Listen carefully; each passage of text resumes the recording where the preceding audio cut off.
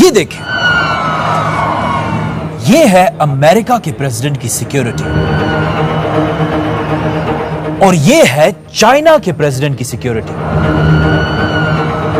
یہ تو صرف عام پریزیڈنٹس ہیں، آج ہے اور کل نہیں ہوں گے، اور ان کی سیکیورٹی ایسی ہے. تو سوچے انسانوں کی تاریخ کے سب سے انفلوئنشل آدمی کی سیکیورٹی کیسی ہوگی. مدینہ میں رسول اللہ صلی اللہ علیہ وسلم کا روزہ، یہ جگہ دنیا کی سب سے ہائی سیکیورٹی زونز میں سے ایک ہے. یہاں کی سیکیورٹی صرف زمین تک نہیں بلکہ آسمان پر بھی ہے، کیونکہ اس روزے کے چھت کے اوپر سے سوائے پرندوں کے کسی بھی چیز کو اڑنے کی اجازت نہیں ہے. مدینہ کی سیکیورٹی کا کنٹرول روم پوری عرب دنیا کا سب سے بڑا کنٹرول روم ہے، اور ہر دن ہزاروں فوجی 200 گیٹس پر کھڑے ہو کر آپ صلی اللہ علیہ وسلم کے روزے کی حفاظت کرتے ہیں. پر ویٹ، یہ صرف زمین کی اوپر کی سیکیورٹی ہے، لیکن اگر زمین کے نیچے سے بھی کوئی آپ صلی اللہ علیہ وسلم کے روزے تک پہنچنے کی کوشش کرے تو ایسا کرنا امپاسبل ہے، کیونکہ سعودی آرمی نے زمین کے نیچے ہر طرف سائزمک ریڈارز لگائے ہیں. مطلب اگر مدینہ کی زمین کے نیچے کوئی بھی چیز تھوڑی سی بھی ہلی تو اس کی خبر سیدھا سعودی فوج تک پہنچے گی، اور پھر کچھ ہی دیر میں پورے سعودی میں ایمرجنسی لگ جائے گی.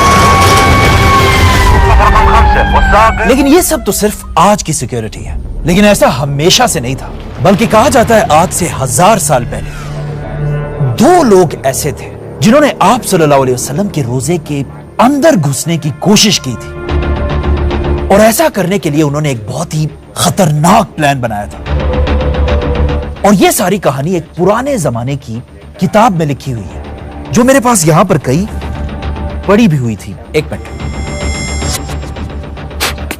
یہ ہے آج سے 500 سال پہلے السمودی کی کتاب، اور اسی کتاب میں انہوں نے یہ پوری کہانی ڈیٹیل سے لکھی ہے.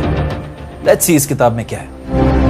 یہ کتاب لکھنے والا السمودی کہتا ہے کہ میں نے سنا ہے کہ آج سے بہت سال پہلے جب مسلمانوں کی سب سے بڑی ایمپائر عباسی خلافت چھوٹے چھوٹے حصوں میں ٹوٹ چکی تھی، اور چھوٹے چھوٹے ٹکڑوں میں بٹنے کی وجہ سے ہر طرف مسلمان آپس میں ہی لڑ رہے تھے، یہاں تک کہ فلسطین بھی مسلمانوں کے ہاتھوں سے نکل چکا تھا. ایگزیکٹ اسی ٹائم جب پچھلے 500 سال میں پہلی بار مسلمان کمزور ہو چکے تھے، اسپین کے ایک چھوٹے سے گاؤں میں 2 کرسچنز نے ایک بہت ہی خطرناک پلان بنایا. ایک ایسا پلان جس کا اب تک مسلمانوں کے کسی دشمن نے بھی نہیں سوچا تھا. مدینہ میں آپ صلی اللہ علیہ وسلم کے روزے کے اندر گھس کے آپ صلی اللہ علیہ وسلم کے جسم مبارک کو اپنے ساتھ لے جائے. لیکن ایسا کرنا کوئی آسان کام نہیں تھا، اسی لیے سب سے پہلے ان دونوں نے اپنا بھیس بالکل بدل دیا. مسلمانوں کی طرح داڑھی رکھی اور مسلمانوں کی طرح کپڑے پہن کر یہ دونوں مدینہ کی طرف روانہ ہوئے.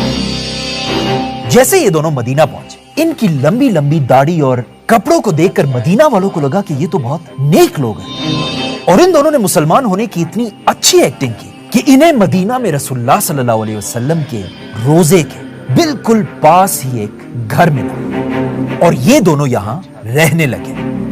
جس کے بعد یہ دونوں مدینہ میں ہر دن اچھے مسلمانوں کی ایکٹنگ کرتے تھے، لیکن جیسے ہی رات ہوتی تھی، رات کے اندھیرے میں یہ دونوں اپنے خطرناک پلان پر کام شروع کرتے تھے.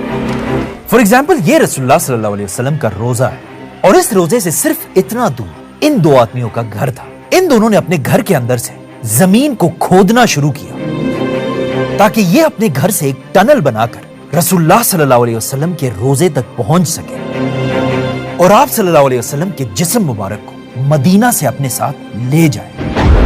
یہ دونوں رات کو ٹنلز کھودتے تھے اور دن میں یہ ساری مٹی اپنے بوریوں میں ڈال کر پاس ہی ایک قبرستان میں جگہ جگہ پھینک دیتے تھے. یہ اتنا خطرناک پلان تھا کہ مدینہ کے کسی مسلمان کو بھی ان دونوں پر شک نہیں ہوا، بلکہ انہیں لگتا تھا کہ یہ دونوں ساری رات عبادت کرتے ہیں. آہستہ آہستہ دن گزرتے گئے اور ان دونوں کا ٹنل آپ صلی اللہ علیہ وسلم کے روزے کے قریب پہنچنے لگا، اور ایون انہیں بھی ایسا لگنے لگا تھا کہ اب ان کا یہ پلان کوئی نہیں روک سکتا. لیکن اچانک اسی رات مدینہ سے بہت دور مسلمانوں کے کیپٹل دمشق میں मुसलमानों के सुल्तान नूरुद्दीन जंगी ने ख्वाब देखा। इस किताब में लिखा है कि नूरुद्दीन के ख्वाब में खुद रसूलुल्लाह सल्लल्लाहु अलैहि वसल्लम उसके पास है और आप सल्लल्लाहु अलैहि वसल्लम ने नूरुद्दीन जंगी को इन दोनों के खतरनाक प्लान के बारे में बताया। और इसमें लिखा है कि आप सल्लल्लाहु अलैहि वसल्लम ने नूरुद्दीन से कहा, ऐ नूरुद्दीन, मुझे इन दो गुंडों से बचाओ।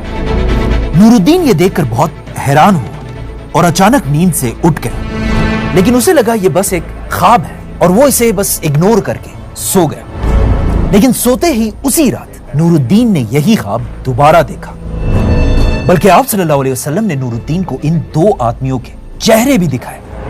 इस बार भी नूरुद्दीन दोबारा इस ख्वाब को इग्नोर करके सो गया, लेकिन तीसरी बार भी जब नूरुद्दीन ने यही ख्वाब दोबारा देखा, उसे समझ आ गई कि जरूर यहां से बहुत दूर मदीना में कोई ना कोई गड़बड़ जरूर हो रही है। नूरुद्दीन फौरन उठा और अपने गार्ड्स को रेडी होने का हुक्म दिया और फिर फुल स्पीड दमिश्क से मदीना की तरफ रवाना हुआ।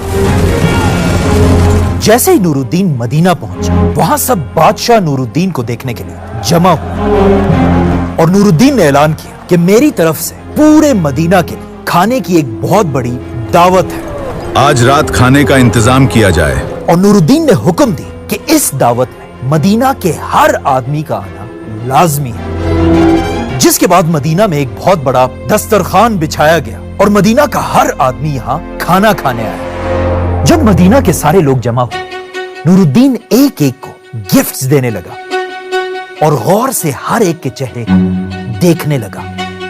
लेकिन बहुत ढूंढने के बाद भी नूरुद्दीन को वो दो लोग नजर नहीं आए जिन्हें नूरुद्दीन ने अपने ख्वाब में देखा था।